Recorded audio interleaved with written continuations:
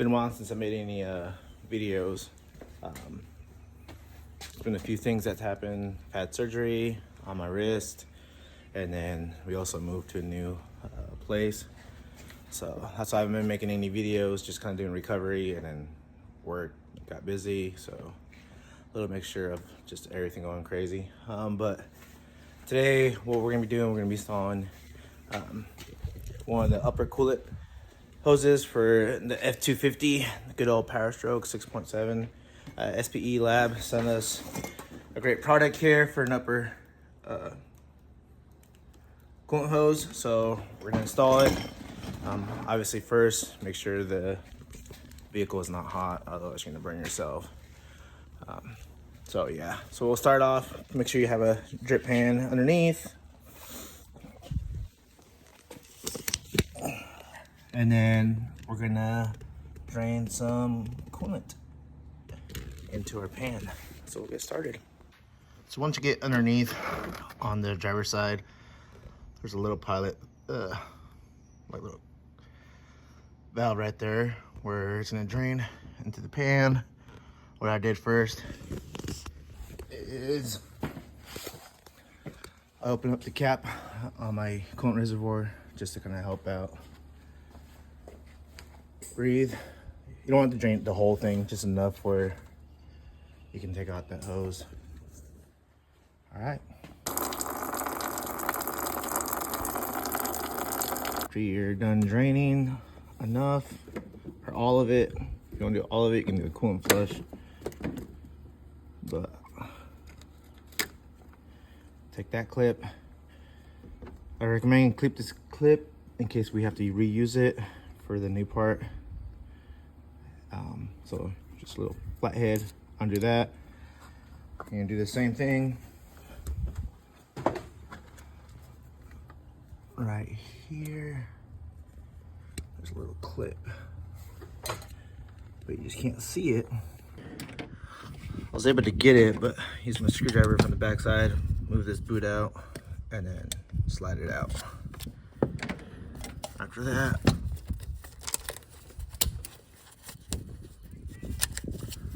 get it out. Oops.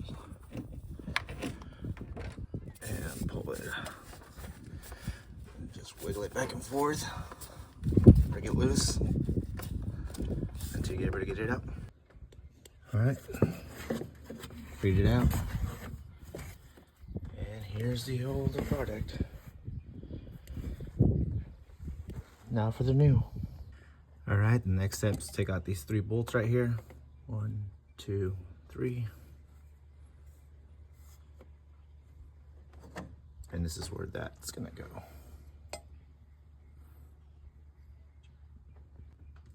It's gonna be a size 8, at least for mine it is, unless you have something different.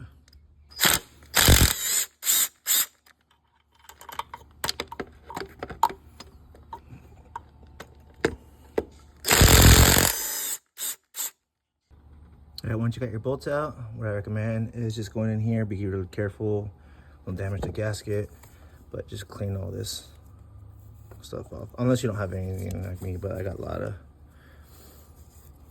gunk on here, so I'm gonna go ahead and clean that up before I install the new piece on there, the new housing.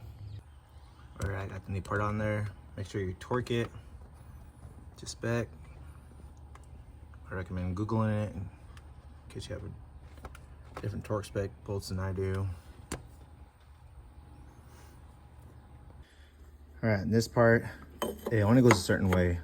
I was wondering why I was struggling for a second until, see this little edge right here? You gotta line them up. See on both ends, down there as well. If you're like me and like showing the logo,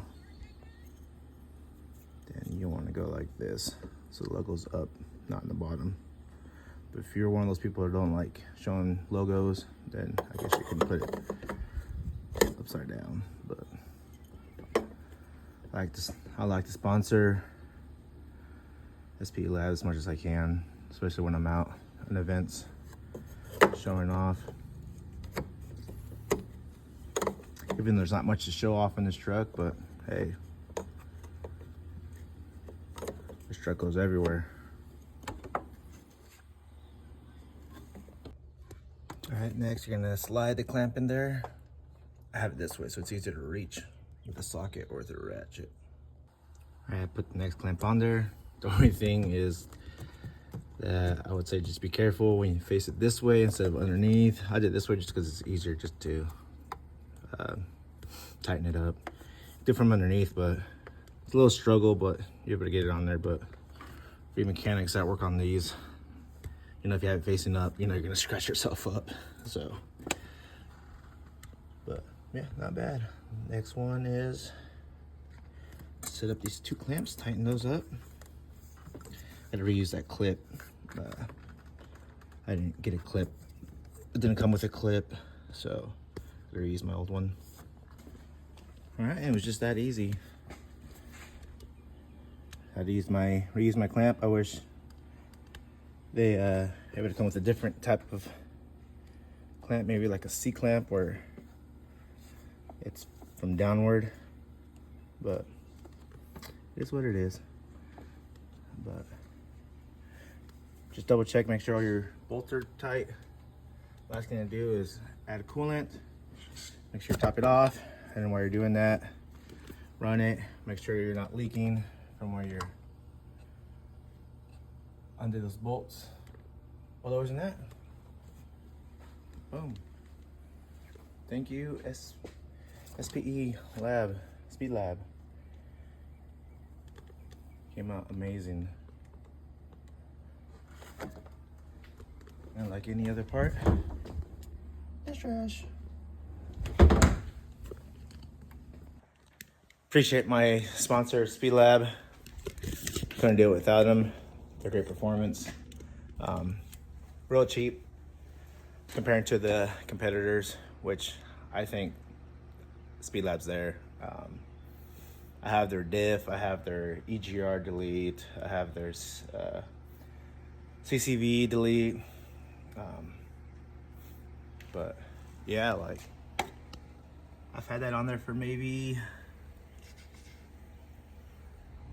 I want to say 3 years or 4 years now, and so far all them parts have been holding up. The only parts that have been failing are my OEMs, but can't go wrong. It's been a good product so far. I'm really impressed to be with them for this many years. But stay tuned. Hopefully more to come.